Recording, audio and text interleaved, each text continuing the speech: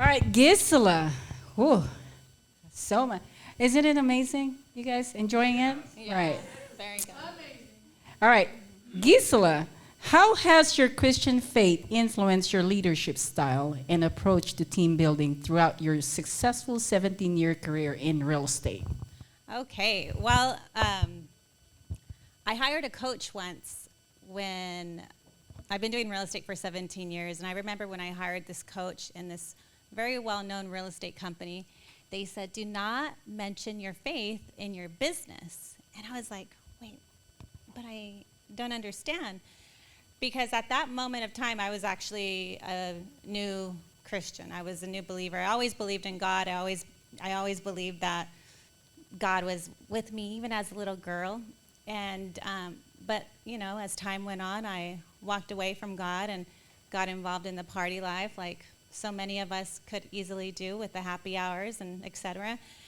And eventually, God really tugged on my heart, and I saw Him, not necessarily physically, but in many ways in my life, how the Holy Spirit would just approach me at an open house through other people, and I eventually gave my life fully to Christ, and I was really touched. So I had no other way but to truly walk with God in my real estate business.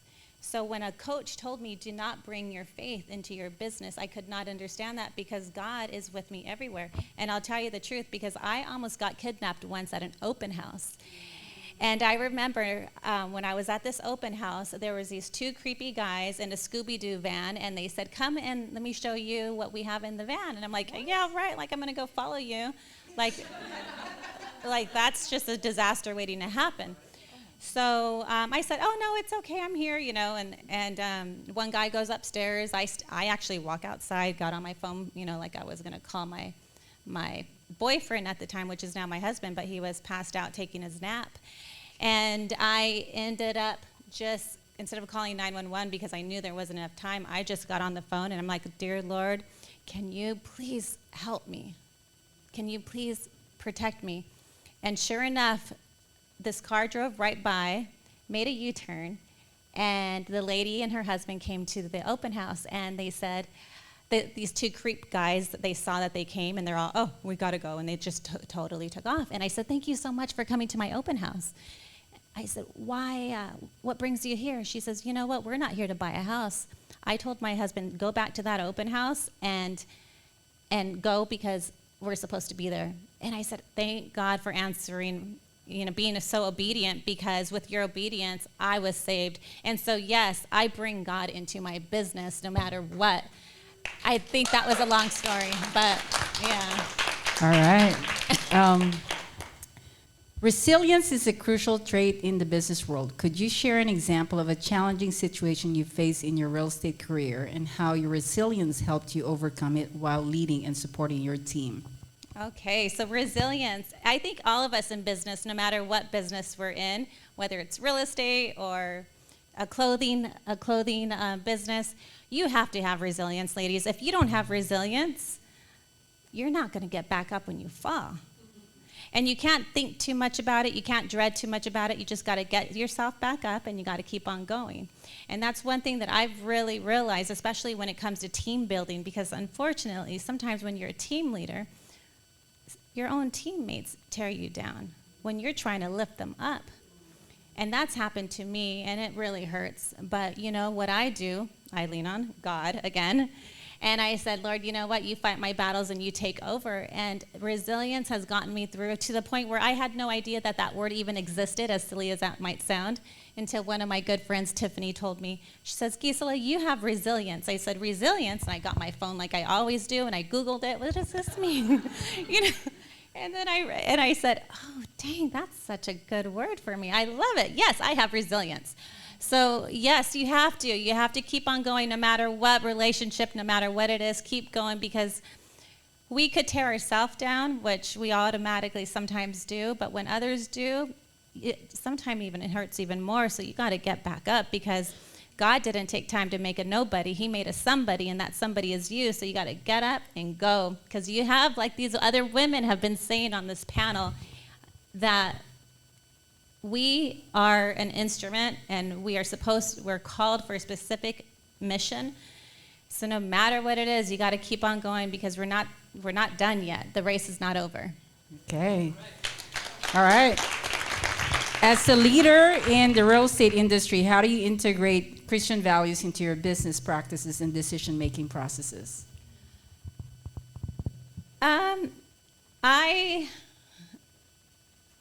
Can you repeat that one more time, please? As a leader in the real estate industry, how do you integrate Christian values into your business practices and decision-making processes?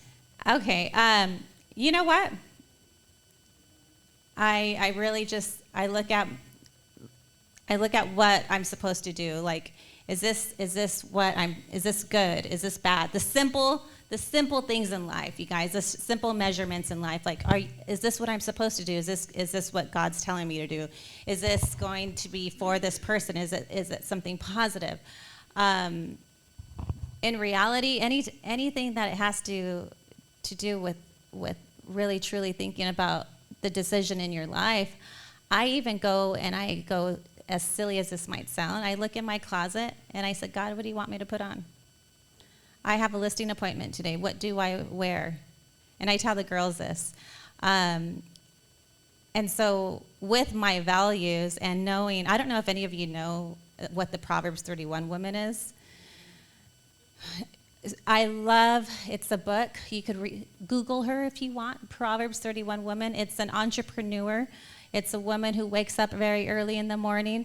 She seeks God first of all. She makes coffee or gives her food to her maidservants. She makes sure that she is well pleasing to her husband at the same time.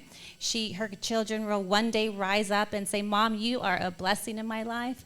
Like, that's how I measure, Marie, if I'm actually living my God-given calling, is by this Proverbs 31 woman. Not that I'm going to have it all together, but within my time, and one day I will be a beautiful, cute old lady one day, and I'm gonna be like, dang, I was able to do all these little things, you know. But if I realize that no, I'm backsliding, or I'm at the bar and I'm drunk as heck, I realize, hey, this is not what I'm supposed to be doing, you know. And I'm not perfect in any which way. I'm not saying that at all.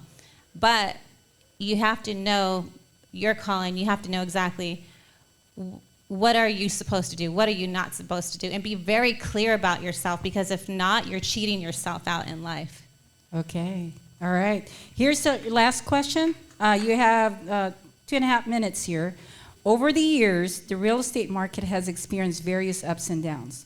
What strategies have you implemented to help your team adapt to changing market conditions and maintain long-term success in the industry, all while staying true to your Christian principles? So I love being a team builder. I love building up specifically women, and that's why I have a podcast called Women Who Win in Real Estate, and it's becoming the women that God has designed you to be in your home and in your real estate business. But I love building up women. I love recognizing the women in our team with Agent of the Month, handbags, like if they achieve their goals. So each woman has their own goal. Like, I'm not going to say, everybody go sell 5 houses and that's your goal.